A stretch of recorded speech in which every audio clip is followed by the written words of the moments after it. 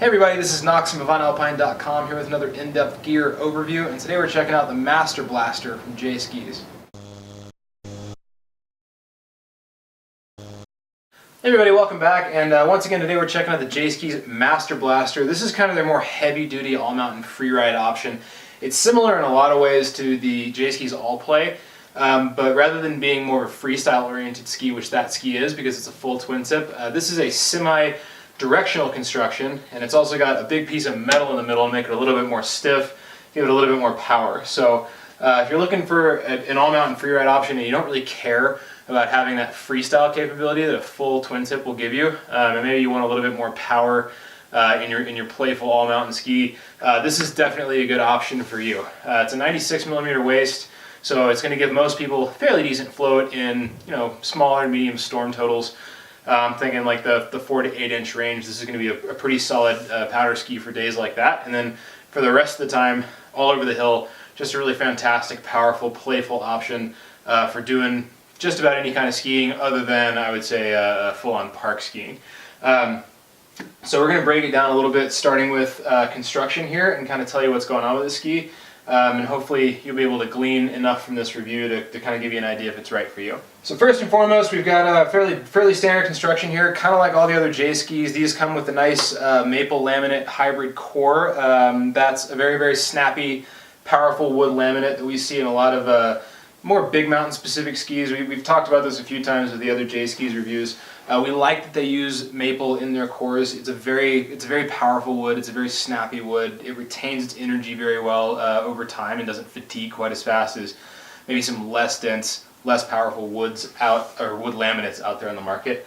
On top of all that, and on top of the layers of fiberglass that give you that extra rigidity and that extra kind of characterization to the flex shape, you can see through this translucent layer there's a nice big piece of Titanol metal that runs all the way, more or less from the tip, stops right about here, to the tail, stopping right about there. You can see it. And underneath that you've still got the carbon stringers that come with all J Skis models, once again for dampening and for a little bit of shock absorption, etc., more than anything else. Just those little carbon stringers aren't going to add a ton to your flex pattern, but they do add a tiny bit, but mostly for dampening and that sort of thing. The end result here with that maple core, and it's a little bit more built up than some of the other J Skis models, the end result with that maple core is you're going to get a nice, predictable, but stiffer flex than something like the All-Play, for instance. So this is going to be a very powerful ski for people that want to run it all over the mountain and treat it like a little bit more of a race ski or a directional ski than some of the other skis that J Skis are putting out. They don't do any full directional skis. The best that you can get, or not the best you can get, but if you're looking for a directional tail, this is the best you can get. So it's a semi-directional tail, and we'll show you that a little bit better in a second, but there is a decent amount of upturn in that tail section back there. Moving next into side cut shape and camber profile, like a lot of the skis that we carry, or most of the skis we carry, this is a longer side cut ski, meaning it's going to like the natural turn shape on it is going to be long and fast. But because you've got a nice progressive flex throughout, if you lay it over, you can tighten that turning radius up a little bit. Although with this being a stiffer ski, it's going to want to hold its natural line a little bit harder than some of the other stuff that Jay's putting out. So like the All-Play and the Whippet, for instance, we've done reviews on as well. Those are going to turn in a little bit sharper, more naturally without as much effort. You can definitely turn this thing hard, but it's going to be, you're going to have to put a little bit more into it than you would with like the All-Play, for instance. But they got a nice generous rocker in the tip and tail, which we'll show you right now, and that's going to make it a lot easier to force those fast turns when you'll want them. The rocker profile with no weight on it starts right about here, so you've got a very generous nose rocker on there with weight, moving back a couple inches, and that's where your rocker starts. So really, really great ski for going over variable conditions and stuff like that. Great for flotation in a little bit softer snow, just a little bit deeper snow, but still, like with the other J skis, lots of traditional camber underneath your foot for good power and grip on firmer surfaces and that sort of thing. We really like this hybrid sort of rocker camber profile in all skis for that all mountain feel. We're not huge fans of flat camber for everyday use in all mountain conditions. We really like kind of a hybrid sort of camber profile like this. If we go back to the tail, you can see what's going on. Like I was saying before, this isn't a full twin tip like the All Play or the Whippet. This is a semi-directional tail. This is similar to what you're seeing in like the Rossignol S series and stuff like that. You've got a little bit of earlier eyes back here, starting right about here. And then when you put weight on it, it moves up a couple inches. So you've got generous tail rocker, and you've got a little bit of twin tip sort of rise in the tail. It's going to help you release your tail when you want to, make quick turns. This thing's going to be a very agile ski despite the stiffer flex because of the way that this tail rocker works combined with the nose, with the early rise in the nose. So a very, very nimble ski.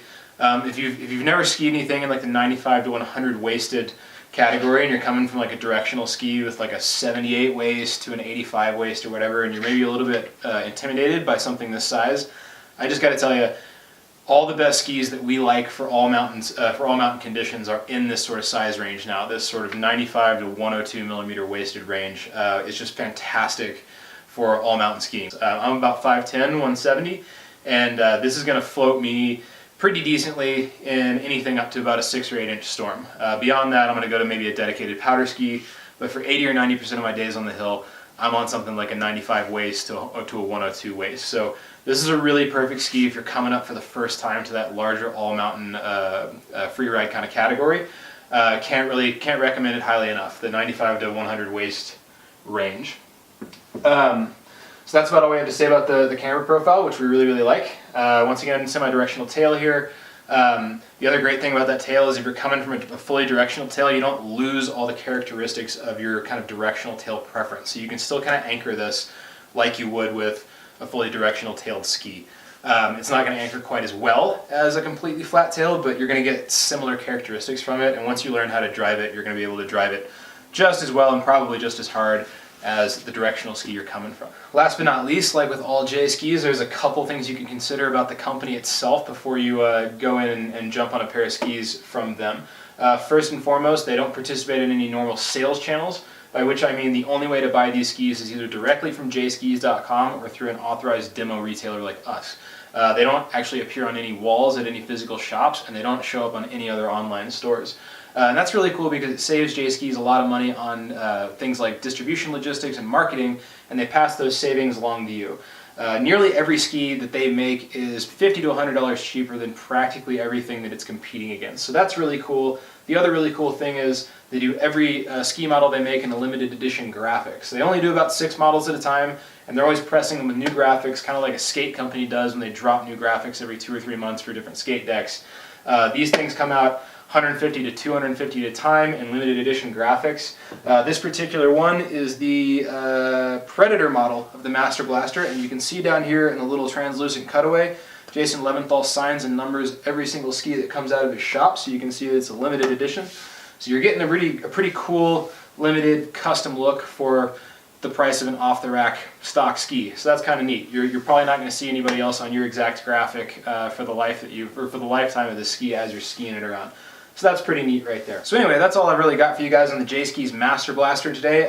There's a lot to be excited about with this ski and this company, and we're definitely really excited to be carrying them in our demo fleet. If you guys are in the Colorado area and you're looking to try some J skis out this season, we are the only J skis demo center in the state of Colorado, so drop us a line through YouTube or through our website, www.avantalpine.com, where you can see a list of all our other demo skis if you want to try any of those out.